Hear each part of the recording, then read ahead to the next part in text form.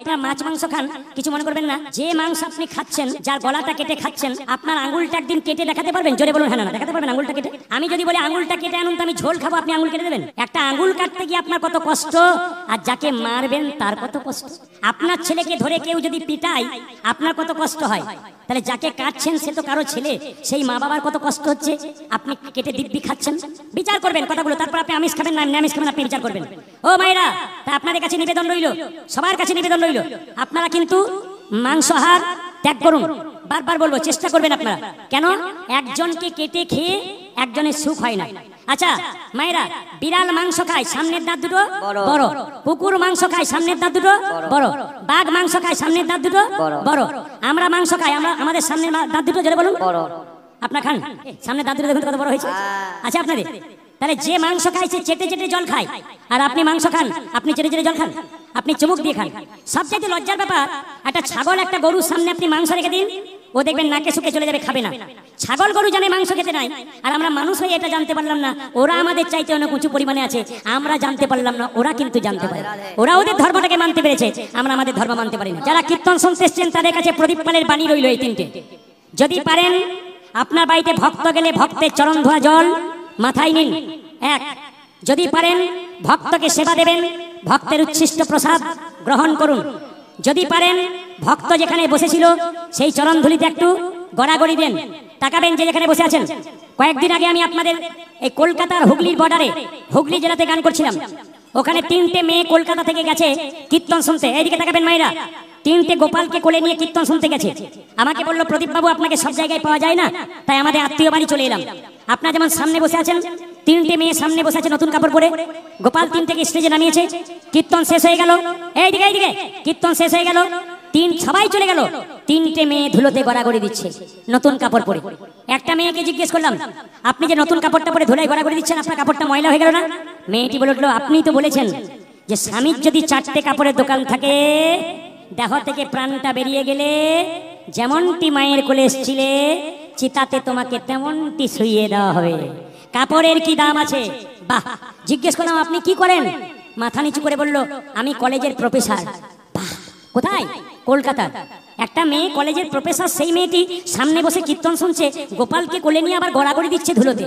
আর আমাদের দেখবেন সংসারে এমএ বিএ পাস করে দিলে সেই মেয়ের দেখবেন কি ভাব, ও তো আপনাদেরকে বোকা ভাবে, ও নিজেকে অ্যারিস্টোক্রেট ভাবে। কেন বলুন তো? এমএ পাস করেছে আর আপনি বোকা হরিনামে হাত তুলছেন, ভাবে আর কি। লক্ষ্য করে ওদের থেকে শিখতে হবে। একটা মেয়েকে জিজ্ঞেস করলাম, আপনি কি করেন? বলছে, আমার স্বামী দাঁতের ডাক্তার, আমিও দাঁতের ডাক্তার। বাড়ি? আর একটা মেয়ে খুব কম বয়সের, 18 বছর বয়স। বললাম, তুমি কি করো? বলছে, আমি বিউটি পার্লারে কাজ করি কলকাতায়। বললাম, ভালো কথা। আমি বললাম, আমিও তো বিউটি পার্লারে কাজ করি। ও বলছে, আপনি কখন করেন? কীর্তন করেন সবসময়, কখন করেন? আমি তো কীর্তন করতে করতে বিউটি পার্লারে কাজ করি। বলে, বুঝতে পারলাম না। বললাম, তুমি তো বিউটি পার্লারে কাজ করে মেয়েদের ভুরু শেভ করে চুল কেটে সুন্দর করো বাড়িটা, আর আমি ভক্তের হৃদয়টাকে সুন্দর করে আমি সুন্দর কাজ করার চেষ্টা করি। আপনাদের কাছে নিবেদন রইল, এটি আমার বিউটি পার্লারের কাজ। কি বলুন তো? আপনাদের ভেতরগুলোকে একটু সুন্দর করে দেওয়া। আপনাদের সবার কাছে একটা নিবেদন রইল, বিশেষ করে আমার ভাইরা শুনবেন, মায়েরা শুনবেন, বাবারা শুনবেন। এখানে অনেকে আছেন প্রসাদ ভোজি, হাত তুলতে পারবেন যারা প্রসাদ ভোজি আছেন? একজন, বাবারা দু তিন। প্রসাদ ভোজি মানে বুঝতে পেরেছেন? কোনদিন মাছ মাংস খায় না, ভগবানকে নিবেদন করে তারপর খায়, নাম হচ্ছে প্রসাদ ভোজি। আপনারা যারা প্রসাদ ভোজি হতে পারেন নাই, এইদিকে এইদিকে, তাদের জন্য আমি প্রসাদ ভোজি করার ব্যবস্থা করে দিই। বৃহস্পতিবার প্রতি বাড়িতে আমিষ হয় না, বৃহস্পতিবার গুরুবার, সেই দিন কোনো হিন্দু বাড়িতে যদি আমিষ হয়, ওটা হিন্দুর বাড়ি বলে পরিচয় দেবেন না। বারবার বলে দিলাম, বৃহস্পতিবার গুরুবার ওই দিন যদি কোনো হিন্দুর বাড়িতে আমিষ হয়, ওর বাড়িতে খাবার খাবেন না। কেন? ও হিন্দু জাতির মধ্যে পড়ছে না, ও গুরুবার মানে না। তাই প্রত্যেকটি মাকে বলবো, বৃহস্পতিবার দিন একটা কাজ করবেন। কি কাজ? শুনে নেবেন, ব্যবহার করবেন, তবে কাজ আছে। শুনে গেলেন, ঘর চলে গেলেন, তা বললে হবে না। কি?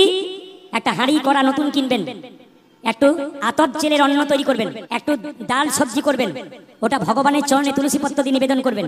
তারপর বৃহস্পতিবার অন্ন কড়াই হাঁড়িতে যে রান্না করবেন, প্রথমে অন্ন প্রসাদটা পরমান্নটা সবার পাতে পাতে দেবেন একটা তুলসী পত্র দিয়ে, তারপরে নিজে যে অন্নটা রান্না করেছেন ওটা পাতে পাতে দেবেন। দেখবেন আপনারা একদিন অন্তত বাড়িতে প্রসাদ ভোজি হয়ে যাবেন। লোকে জিজ্ঞেস করবে, আপনি কি প্রসাদ ভোজি? অন্তত এমনি করে তো বলতে পারবেন, সারা জীবন করতে না পারি, সপ্তাহে একদিন তো করি। আরে স্কুলে ভর্তি হও, তবে তো ডাক পাবে নাকি? লাইনে দাও, তবে তো ডাক পাবে। তুমি করলে না কিছু আর বলবে আমি কিছু পাবো, তা বলে তবে না, কিছু করতে হবে। এখানে কীর্তন শুনলেন, পাপড় ভাজা কিনে নিলেন, বাচ্চাকে খাইয়ে দিলেন, আর নিজে আপনার দিব্যি হাঁ করে বসে দিলেন, তা বললে হবে না। প্রসাদ ভোজির কথা বললাম কি? প্রতি বৃহস্পতিবার যারা খান না তাদের জন্য বলবো, তারা কিন্তু প্রতি বৃহস্পতিবার বাড়িতে প্রসাদ ভোজি হন। আপনারা পরমান্ন মানে আতপ চালে রান্না করুন, একটু ডাল সবজি করুন, তারপর যে রান্নাটা করেছেন ওই রান্নাটা পাতে পাতে দিয়ে তুলসী পত্র দিয়ে বাচ্চাদেরকে বুঝিয়ে দিন, বাবা আজ তুই প্রসাদ পাচ্ছিস, গোবিন্দের চরণে দিয়ে তারপর দিলাম। বাচ্চাও কিন্তু কৃষ্ণ ভক্ত হবে। ঈশ্বর যা করে তা, জোরে বলুন, জোরে বলুন, ঈশ্বর যা করে তা। না আমি জোরে শুনতে চাই, ঈশ্বর যা করে তা হ্যাঁ মঙ্গলের জন্য। আচ্ছা খুব তো বলছেন ঈশ্বর যা করে তা মঙ্গলের জন্য করে, কিছু মনে করবেন না। আপনার ছেলে মাধ্যমিক পরীক্ষা ফেল করেছে আর আপনার সামনে কেউ যদি বলে ঈশ্বর যা করে তা মঙ্গলের জন্য করে, আপনার কি অবস্থা হবে? কি বলবেন? বাজে বলবেন না, জান এখান থেকে। ভালো হলে ভালো আর মন্দ হলে মন্দ। আপনাদের এখানে সবার তিলক দেখতে পাচ্ছি, মায়েরা মনে মনে ভাবছে প্রতিদিন নিই না, কীর্তন হচ্ছে বলে দিয়েছে বলে নিয়েছি। আপনার বাড়িতে গিয়ে আয়নাতে দেখবেন, আপনাদের দেখতে কত ভালো লাগবে। আচ্ছা কিছু মনে করবেন না, আমাদের ওখানে, আপনাদের এখানে হয় কিনা জানি না, আমাদের ওখানে কোনো মেয়ে যদি 26 বছর বয়স, তার বাচ্চা আছে 4 বছরে, যদি সে তিলক করে তো পাশের মেয়েরা বলে বাবারে হারানের বইয়ের কি ঢং দিদি, তিলক করেছে মালা করেছে ভগবান বোধে আগেই পেয়ে যাবে।